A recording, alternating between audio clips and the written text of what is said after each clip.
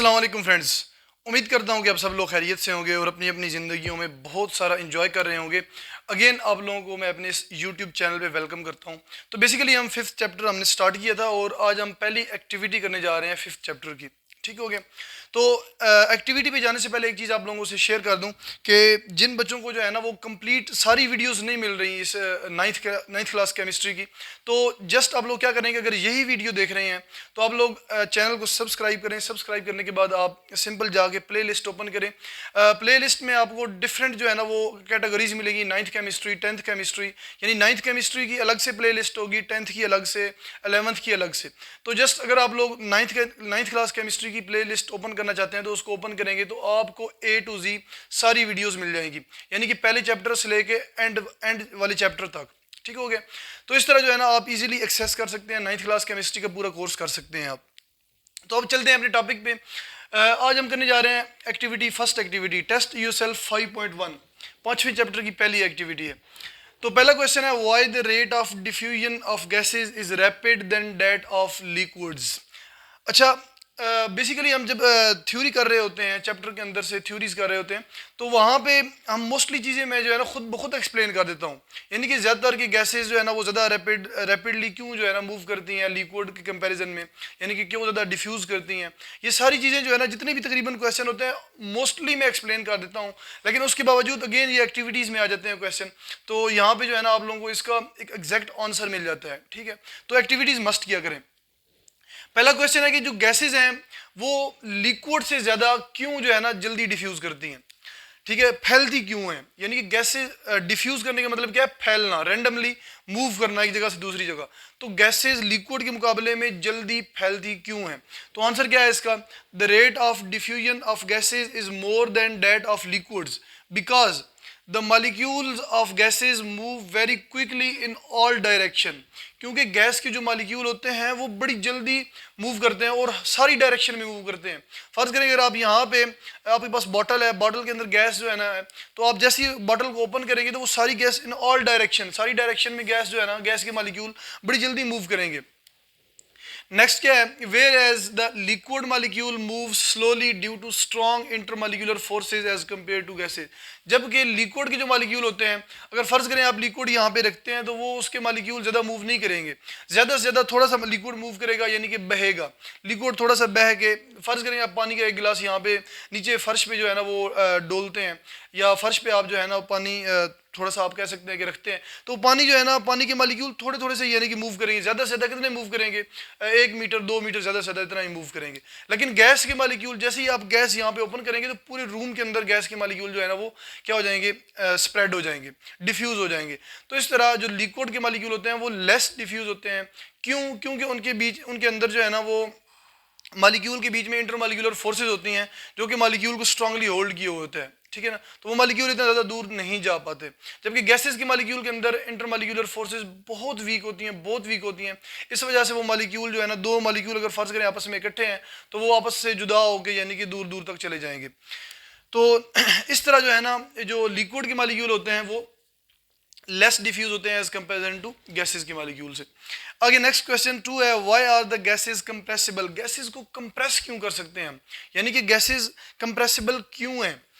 तो आंसर क्या है, as most of the volume of gas is composed of the large amount of empty spaces between the gas molecule due to which the gases are compressible।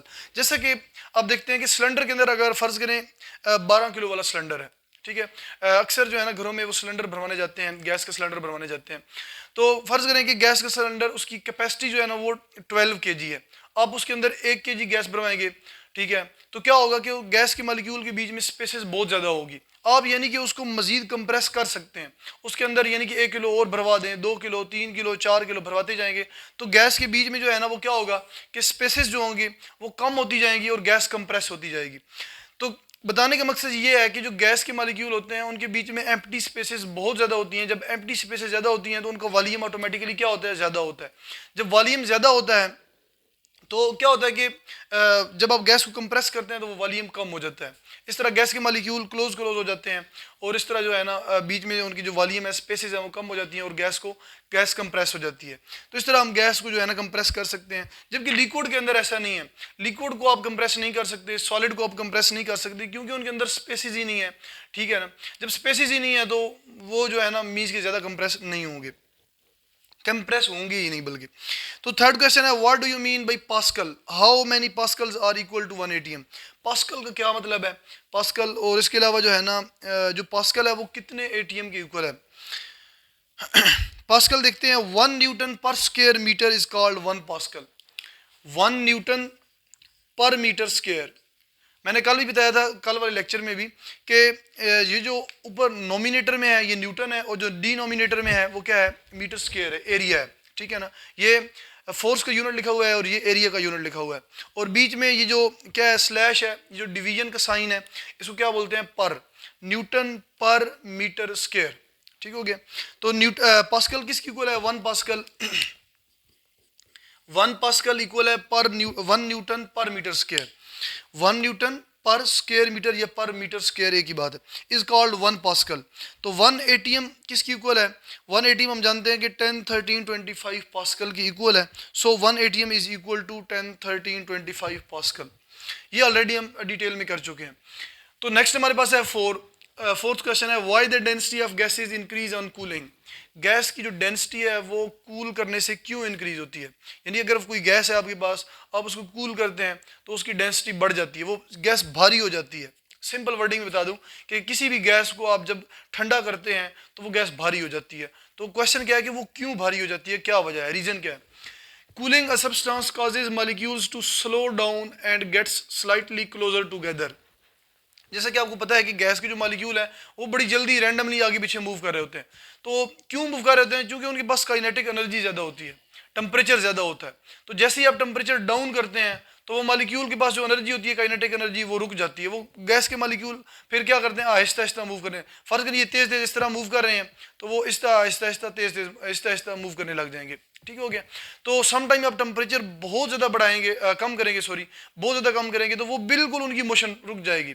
जब motion रुक जाएगी उनकी, तो molecule वैसे भी क्या हो जाएंगे, क्लोज क्लोज हो जाएंगे। क्लोज क्लोज हो जाएंगे, उनकी मोशन रुक जाएगी, तो क्या होगा, due to which the volume become smaller that results in an increase in density.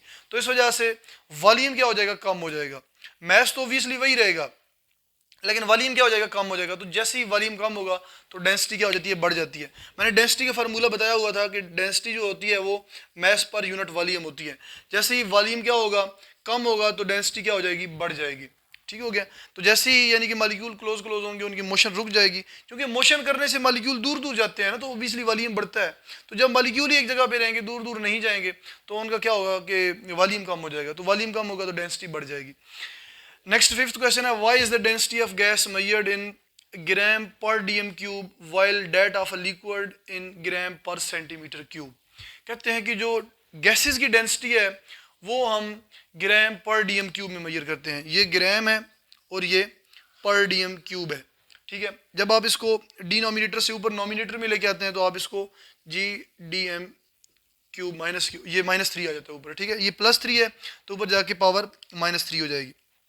इसी तरह सेम केस में GCM क्यूब है, ग्राम पर सेंटीमीटर क्यूब है। तो अब इसको ग्राम पर डेसीमीटर क्यूब और उसको ग्राम पर सेंटीमीटर क्यूब इस तरह बोलते हैं। तो कहते हैं कि जो गैसेस हैं उनकी जो डेंसिटी है वो हम ग्राम पर डीएम क्यूब में मेजर करते हैं, जबकि जो सॉलिड्स और लिक्विड्स हैं उनकी डेंसिटी हम ग्राम पर सेंटीमीटर क्यूब में मेजर करते हैं। तो क्या रीज़न है, हम ऐसे क्यों करते हैं। तो अ डेसीमीटर क्यूब, डीएम क्यूब का यानी कि आप कह सकते हो एब्रीविएशन क्या है, डेसीमीटर क्यूब।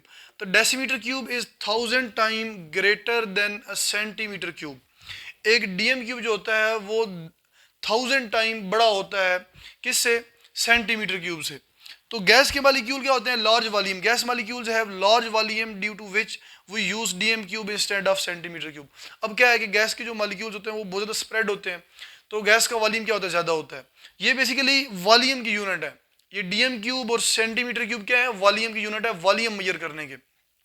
ठीक है, साइज मेजर करने के। तो जैसा कि आपको पता है कि जो गैस के मॉलिक्यूल होते हैं वो ज़्यादा स्प्रेड होते हैं, उनका वॉल्यूम क्या होता है, ज़्यादा होता है। तो छोटा वॉल्यूम लेके, छोटा यूनिट लेके हम उसको मेजर नहीं कर सकते। ये जीसीएम क्यूब क्या है, छोटा यूनिट है, ठीक है ना। तो इस तरह जो है ना, जो डीएम क्यूब है वो क्या है, एक बड़ा यूनिट है, 1000 टाइम बड़ा है सेंटीमीटर क्यूब से। तो हम क्या करते हैं कि गैस का जो डेंसिटी है वो फिर किससे मेजर करते हैं, जीडीएम यूज करते हैं, बड़ा यूनिट यूज करते हैं।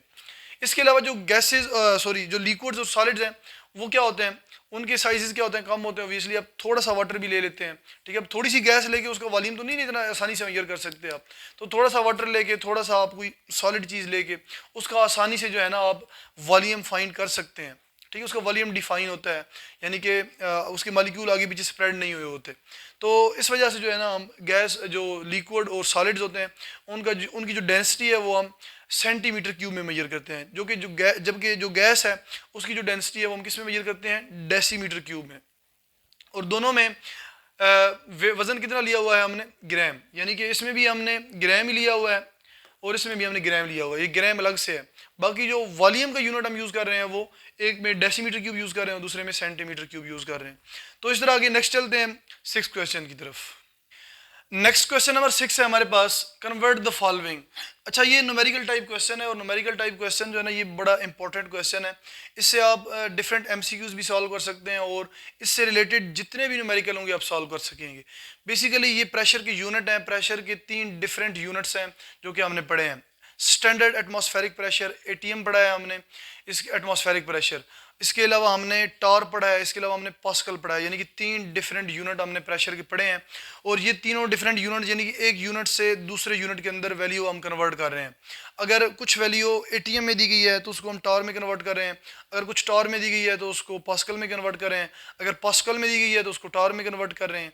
तो ये सिंपल है, यानी कि हम कन्वर्जन कर रहे हैं एक यूनिट से दूसरे यूनिट के अंदर। सिंपल एग्जाम्पल दे के समझाता हूँ कि जब आप यानी कि फ़र्ज़ करें चीनी लेने जाते हैं, 1 किलोग्राम चीनी लेते हैं, कोई आपसे पूछे कि ये 1 किलोग्राम चीनी के अंदर कितने ग्राम चीनी है, ठीक है, कितने ग्राम है। फ़र्ज़ करें 1 kg शुगर है या 1 kg क्या है, चीनी है आपके पास, तो कितने ग्राम होगी, ये 1000 ग्राम के इक्वल होगी। या आप इसको लिख सकते हैं 10 की पावर 3 ग्राम, सही हो गया। अगर 10 की पावर में लिखते हैं, आप एक्सपोनेंशियल फॉर्म में लिखते हैं, तो आपने क्या किया, सिंपल यानी कि एक यूनिट से दूसरे यूनिट के अंदर कन्वर्जन की। ये किलोग्राम है और ये क्या है, ग्राम है, तो किलोग्राम से ग्राम के अंदर आपने कन्वर्ट किया है इसको। तो इस तरह यूनिट की क्या हुई है, कन्वर्जन हुई है। यहाँ पे ये 1 है वैल्यू और यहाँ पे क्या हो, ये 1000 है। तो इसका मतलब है ग्राम छोटा यूनिट है और किलोग्राम बड़ा यूनिट है। इस तरह आप एक यूनिट से दूसरे यूनिट के अंदर वैल्यू को कन्वर्ट किया। इसी तरह हम प्रेशर के जो जितने भी यूनिट हैं, एक यूनिट से दूसरे यूनिट में के अंदर वैल्यू को कन्वर्ट करेंगे। तो सबसे पहले हमारे पास है 70 centimetre of mercury to atm. ये सबसे पहले आपके पास प्रेशर किस में दिया गया है, मिलीमीटर ऑफ मर्करी में दिया गया है। कहते हैं कि इसको एटीएम के अंदर कन्वर्ट करें। तो हमें पता है कि बुक के अंदर ये लिखा हुआ है कि 760 मिलीमीटर ऑफ मर्करी जो है वो किसकी इक्वल होता है, 1 एटीएम की इक्वल होता है। 760 मिलीमीटर ऑफ मर्करी जो है वो किसकी इक्वल होता है, 1 एटीएम की इक्वल होता है। ये बुक के अंदर लिखा हुआ है और ऑलरेडी हम पढ़ चुके हैं इस चीज़ को। अब यहाँ पे आप देखिए तो यहाँ पे जो यूनिट यूज़ हुआ है वो मिलीमीटर यूज़ हुआ है और यहाँ पे जो यूनिट यूज़ हो रहा है वो सेंटीमीटर यूज़ हो रहा है। तो इसका मतलब है कि सबसे पहले हम सेंटीमीटर को किस में कन्वर्ट करेंगे, मिलीमीटर के अंदर कन्वर्ट करेंगे। तो चलें सबसे पहले इसको कन्वर्ट करते हैं मिलीमीटर में। तो 70 सेंटीमीटर, सेंटी किसकी इक्वल होता है, 10 की पावर -2 सेंटीमीटर। सेंटी 10 की पावर -2 हो गया और आगे मीटर आगे आ गया। तो 10 की पावर -2 मीटर की इक्वल होता है 1 सेंटीमीटर। तो यहाँ पे आप 70 आगे सेंटी की जगह आप 10 की पावर -2 आगे मीटर, तो 70 सेंटीमीटर ये इस तरह लिखा गया। तो नेक्स्ट चलते हैं। अब हमने किस में कन्वर्ट करना है, मिलीमीटर के अंदर कन्वर्ट करना है। तो हमने यानी कि मिली यहाँ पे इंट्रोड्यूस करवाना है। तो ये 70 10 की पावर -2 यहाँ तक हो गया। आगे ये वाली जो चीज़ है सारी ये कैसे आई ये मैं बताता हूँ आपको। ये मीटर भी हो गया, मीटर ऑलरेडी यहाँ पे है। हमने क्या किसको इंट्रोड्यूस करवाना है, मिली को इंट्रोड्यूस करवाना है। तो 1 जो मिली होती है, मिली किसकी इक्वल होती है, 10 की पावर -3 के। अब जब भी आप किसी न्यू चीज़ को इंट्रोड्यूस करवाते हैं तो आप उसका यानी कि किस तरह लिखते हैं उसको। अगर 10 की पावर -3 मिली इंट्रोड्यूस करवानी है यहाँ पे, तो आपने 10 की पावर 3 मल्टीप्लाई बाई 10 की पावर -3 इस तरह लिखना होगा। क्यों इस तरह लिखना होगा, क्योंकि जब आप एक पॉजिटिव नेगेटिव वैल्यू ऐड करते हैं तो उसके साथ पॉजिटिव वैल्यू भी, सेम पॉजिटिव वैल्यू भी ऐड करते हैं। क्यों? क्योंकि अगर फ़र्ज़ करें आप इन दोनों को कैंसिल करें, ये 10 की पावर 3 है, ये 10 की पावर -3 है, ये दोनों कैंसिल आउट हो गए, क्या सिंपल जो है ना, यानी कि यहाँ पे ये इस तरह की वैल्यू हो जाएगी 70 10 की पावर -2, ये 10 की पावर 3 और 10 की पावर -3 क्या हो जाएंगी, कैंसिल हो जाएंगी और आपके पास सिंपल ये वैल्यू हो जाएगी। तो इस तरह कहीं भी आप जब वैल्यू इंसर्ट करते हैं, कोई न्यू वैल्यू इंसर्ट करते हैं, कोई न्यू यूनिट इंसर्ट करते हैं, जब आप उसको यूनिट को इंसर्ट करते हैं तो उसकी पॉजिटिव वैल्यू भी लिखते हैं और नेगेटिव वैल्यू भी लिखते हैं। पॉजिटिव और नेगेटिव आपस में कैंसिल आउट होकर दोबारा ताकि हमें ये वैल्यू दे सकें। इसका मतलब है ये यानी कि हम जिस तरह इक्वेशन को बैलेंस करते हैं ना, इक्वेशन को, इस तरह हम इसको क्या कर रहे हैं, बैलेंस किया हमने। तो इस तरह जब आपने 10 की पावर, तो मिली किसकी इक्वल होती है 10 की पावर -3 के, तो आपने एक दफ़ा 10 की पावर -3 लिखा और साथ ही इसका प्लस भी लिख दिया, 10 की पावर +3 भी लिख दिया। अगर 10 की पावर -2 ऐड करेंगे तो यहाँ पे 10 की पावर +2 भी ऐड करेंगे। समझ आ गई इस चीज़ की? तो ये 10 की पावर -3 किसकी इक्वल हो गई, मिली के, ये मिली आ गया, ये मिली और ये आगे मीटर। यहाँ तक समझ आ गई है? नेक्स्ट 10 की पावर -2 और 10 की पावर 3, ये दो पावर रह गई, हमने इसको सॉल्व करना है। तो 10 की पावर -2 है, 10 की पावर -2 और आगे 10 की पावर 3। आपको पता है कि जब भी एक्सपोनेंशियल मल्टीप्लाई हो रहे होते हैं तो वो क्या हो जाते हैं, ऐड हो जाते हैं आपस में। तो +2, ये -2 और साथ में +3, तो +2 -2 +3 किसकी इक्वल होता है, 1 के। तो यहाँ पे 10 की पावर क्या हो गई, 1 हो गई। तो 70 × 10 की पावर 1 मिलीमीटर। ये अब हमने किस में कन्वर्ट कर लिया, सेंटीमीटर से मिलीमीटर के अंदर इसको कन्वर्ट कर लिया। अब हम इजीली जो है ना इससे एटीएम निकाल सकेंगे। तो जैसे कि हमें पता है कि 760 मिलीमीटर ऑफ मर्करी किसके इक्वल होता है, 1 एटीएम के, ये हम जानते हैं। अच्छा, यहाँ पे हम एक और रूल लगाएंगे, यूनिटी रूल, या जिस एक मेथड लगाएंगे जिसे हम बोलते हैं यूनिटी मेथड। यूनिटी मेथड आप 7th 8th क्लास से करते आ रहे हैं। उसके अंदर क्या होता है कि आपको फ़र्ज़ करें कोई आपको कहे कि एक सेब की कीमत 10 रुपये है, तो 10 सेबों की कीमत कितनी होगी, तो उसके लिए आप यूनिटी मेथड इस्तेमाल करते हैं। ठीक हो गया? तो यहाँ भी वही यूनिटी मेथड इस्तेमाल करना है। अगर नहीं पता तो जाके आप लोग गूगल कर लें या आप 7th 8th क्लास की जो है ना बुक से देख लें यूनिटी मेथड क्या होता है। यहाँ पे मैं एक्सप्लेन कर देता हूँ कि कैसे जो है ना यूनिटी मेथड हम यूज़ करते हैं। तो बहुत आसान है, कोई इतना मुश्किल नहीं है। तो आपको जो रूल होता है सबसे पहले वो लिखते हैं, या जो आपको वैल्यू गिवन दी गई होती है आप सबसे पहले वो लिखते हैं। तो 760 मिलीमीटर ऑफ मर्करी किसकी इक्वल होता है, 1 एटीएम की, ये बुक के अंदर दिया गया है। अब यहाँ पे जो भी वैल्यू हो, इस यूनिट के साथ जो भी वैल्यू हो, आप सबसे पहले यहाँ पे से इसको 1 के अंदर कन्वर्ट करेंगे। अगर 760 मिलीमीटर ऑफ मर्करी 1 एटीएम की इक्वल है तो 1 मिलीमीटर ऑफ मर्करी किसकी इक्वल होगा, ये 760 यहाँ पे इस वैल्यू के नीचे डिवाइड हो जाएगा। ये 1 है तो 1 के नीचे डिवाइड हो गया 760, तो 1 मिलीमीटर ऑफ मर्करी किसकी इक्वल हो गया, 1/760 एटीएम। अब नेक्स्ट हमने जिसका फाइंड करना हो, जो वैल्यू फाइंड करनी हो वो हम लिखते हैं। तो हमें क्या, यानी कि 700 मिलीमीटर ऑफ मर्करी फाइंड करना है ना, तो 700 मिलीमीटर ऑफ मर्करी 1/760, तो ये 700 आगे जाके मल्टीप्लाई हो जाएगा। जब ये आगे जाके मल्टीप्लाई होगा तो हमारे पास जो वैल्यू आएगी वो 0.92 एटीएम आएगी। तो 70 सेंटीमीटर ऑफ मर्करी किसकी इक्वल हो गया, 0.92 एटीएम की इक्वल हो गया। नेक्स्ट हमारे पास सेकंड कन्वर्जन है 3.5 एटीएम टू टार। यहाँ पे हमने सिंपल जो है ना वो यूनिटी मेथड लगाना है। यहाँ पे कोई कन्वर्जन नहीं है, ये यूनिट्स की कोई कन्वर्जन नहीं है। तो एक एटीएम से हमने किस में कन्वर्ट करना है, सॉरी एटीएम से किस में कन्वर्ट करना है, टार में कन्वर्ट करना है। तो हमें पता है कि 1 एटीएम किसकी इक्वल होता है, 760 टार के। ये बुक के अंदर लिखा हुआ है कि 1 एटीएम 760 टार के इक्वल होता है। अब आपको पता है यहाँ पे ऑलरेडी 1 है, यहाँ पे हम 1 करने की जरूरत ही नहीं है क्योंकि ऑलरेडी 1 है यहाँ पे। तो हम क्या करेंगे, इसके नीचे 1 डिवाइड कर देंगे। 1 डिवाइड करने के बाद आप सिंपल जो है ना वैल्यू लिखेंगे जिसकी फाइंड करनी हो। 3.5 एटीएम किसकी इक्वल हो गया 760 डिवाइडेड बाई 1, और यही 3.5 आगे जाके मल्टीप्लाई हो गया। तो 760 को 3.5 से मल्टीप्लाई करेंगे तो आपका आंसर आ जाएगा 2660 टार, यानी कि 3.5 एटीएम किसकी इक्वल हुआ, 2660 टार की इक्वल हो गया। नेक्स्ट हमारे पास जो सी क्वेश्चन है वो क्या है, सी पार्ट क्या है, 1.5 एटीएम टू पास्कल। 1.5 एटीएम से हमने पास्कल के अंदर कन्वर्ट करना है इसको। तो हम जैसे जानते हैं कि 1 एटीएम जो है वो किसकी इक्वल होता है, 10 13 25 पास्कल। ये बुक के अंदर लिखा हुआ है ऑलरेडी कि 1 एटीएम जो है वो 10 13 25 पास्कल के इक्वल होता है। अब यहाँ पे अगेन यूनिटी मेथड जब यूज़ करेंगे तो अगेन यहाँ पे क्या है 1 है, तो यहाँ पे भी हम क्या कर देंगे 1 डिवाइड कर देंगे, क्योंकि हमें 1 जिस तरह हमने यहाँ पे 1 फाइंड किया था, क्योंकि यहाँ पे 1 नहीं था, यहाँ पे 760 था, इसको पहले 1 के अंदर किया, 1 के बाद जो है ना फिर हम अपनी रिक्वायर्ड वैल्यू जो हमने फाइंड करनी थी, ये यूनिटी मेथड है। तो यहाँ पे क्या है कि 1.5 ATM किसके इक्वल हुआ 10 13 25 डिवाइडेड बाई 1, और यही 1.5 आगे जाके क्या हो गया मल्टीप्लाई हो गया 1.5 पास्कल। तो आप इसको जब मल्टीप्लाई करेंगे तो आपके पास आंसर आ जाएगा 15,1987.5 पास्कल, यानी 1,51,987.5 पास्कल। तो इस तरह जो है ना आप कन्वर्जन कर सकते हैं। ये थोड़ा सा डिफ़िकल्ट था, उम्मीद है कि आप लोगों को समझ आ गई होगी। अगर स्टिल इस चीज़ की समझ नहीं आई तो आप लोग इसको दोबारा देखें। आप लोगों को दो चीज़ें ध्यान में रखनी है। सबसे पहले क्या कि सेंटीमीटर किसके इक्वल होता है, सेंटी किसके इक्वल होता है, और मिली किसके इक्वल होता है। और दूसरी चीज़ क्या दूसरी चीज़ क्या याद रखनी है कि जब ना वैल्यू के अंदर हम यूनिट किस तरह इंसर्ट कर सकते हैं। एक वैल्यू दी गई है, उसके अंदर यूनिट की इंसर्शन हम किस तरह करते हैं, ये एक चीज़ ध्यान में रखनी है। उसके अलावा आपने ध्यान में रखना है कि ये जो है ना 760 मिलीमीटर ऑफ मरकरी 1 ATM की इक्वल होता है, बुक के अंदर दिया गया है। उसके अलावा 1 ATM 760 टार की इक्वल होता है, ये भी याद रखना है। और 1 ATM 10 13 25 पास्कल की इक्वल होता है, ये भी ज़हन में रखना है।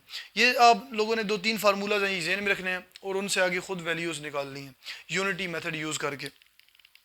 तो उम्मीद करता हूँ कि आप लोगों को इस चीज़ की समझ आई होगी। अगर समझ नहीं आई तो आप लोगों को बार बार यही चीज़ कहता हूँ कि आप लोग पहले चैप्टर से स्टार्ट करें। मैंने जितना भी स्टार्ट किया मैंने कॉन्सेप्चुअल स्टार्ट किया है, ठीक है। ये आप लोगों को थोड़ा सा मुश्किल लगेगा, लेकिन कहते हैं कि किसी भी चीज़ के पीछे जब आप बार बार पड़े रहते हैं ना तो वो चीज़ आपको मिल ही जाती है। तो कोशिश करें, कोशिश में जो है ना कामयाबी है। तो आप बार बार कोशिश करें, शुरू से जो है ना मेरे लेक्चर को यानी कि आप फॉलो करें, पहले चैप्टर से आप लेक्चर लेना शुरू करें तो आपको जो है ना आपकी बेस बनती आएगी। और जब आप यहाँ तक पहुँचेंगे इंशाल्लाह आप लोगों को सारी चीज़ें समझ आती जाएंगी। अगर स्टिल नहीं समझ आती तो कमेंट सेक्शन के अंदर आप क्वेश्चन करें, मैं इंशाल्लाह उसका रिप्लाई करूँगा। और अगर आपको फ़ौरन जो है ना यानी कि आंसर चाहिए हो तो आप अपना व्हाट्सअप नंबर मेंशन कर दें नीचे कमेंट सेक्शन में, और साथ में क्वेश्चन मेंशन कर दें, तो मैं आप लोगों को जो है ना व्हाट्सअप नंबर पे उसका रिप्लाई कर दूंगा। तो उम्मीद करता हूँ कि आप लोग जो है ना इस चीज़ को लेके सीरियस होंगे, रट्टा वाले सिस्टम पे नहीं जाएंगे। आप लोगों को अगेन बता दूं कि ये जो सारी चीज़ें जब समझ आ जाती हैं तो आप लोगों के लिए इंटरेस्टिंग हो जाती हैं। आप लोग जब इनको बार बार सॉल्व करते हैं, खुद से सॉल्व करते हैं, कोई न्यू वैल्यू रख के सॉल्व करते हैं, जब उसका आंसर आता है तो आपको बड़ी खुशी होती है कि मैंने एक न्यूमेरिकल सॉल्व किया है, एक साइंटिफिक प्रॉब्लम सॉल्व की है। अगर आप लोग रट्टा लगाएंगे, आंखें बंद करके जाएंगे, यानी कि पेपर के अंदर आंखें बंद करके इसका आंसर लिखेंगे तो वो ठीक तो हो जाएगा, लेकिन जैसे ही आप पेपर के बाद बाहर आएंगे आपको कुछ भी नहीं पता होगा। आप उसके इक्वल होंगे जो बिल्कुल अनपढ़ होगा, यानी कि एक अनपढ़ और एक पढ़े लिखे में कोई डिफरेंस नहीं रहेगा। तो आप लोगों ने डिफरेंस क्रिएट करना है, तो साइंस का नॉलेज यानी कि गेन करना है, कुछ इल्म हासिल करना है। इल्म हासिल करना ही उसी को कहते हैं कि किसी चीज़ की समझ आ जाए, ठीक है ना। इल्म कहती उसी को है कोई न्यू चीज़ पता चले, उसकी समझ आए। और जब आपको किसी चीज़ की समझ ही नहीं आए ना आए, ठीक है, रट्टा लगा ले आंखें बंद करके तोते की तरह, तो फिर उसका कोई फ़ायदा तो नहीं है ना। तो उम्मीद करता हूँ कि आप लोग जो है ना मेरे साथ चलेंगे और इंशाल्लाह कॉन्सेप्ट आप लोगों के अंदर जो है ना वो डेवलप होगा। तो इसी के साथ ही मैं अपना लेक्चर एंड करता हूँ। इंशाल्लाह मिलते हैं नेक्स्ट लेक्चर में। इसी के साथ ही अल्लाह हाफिज़।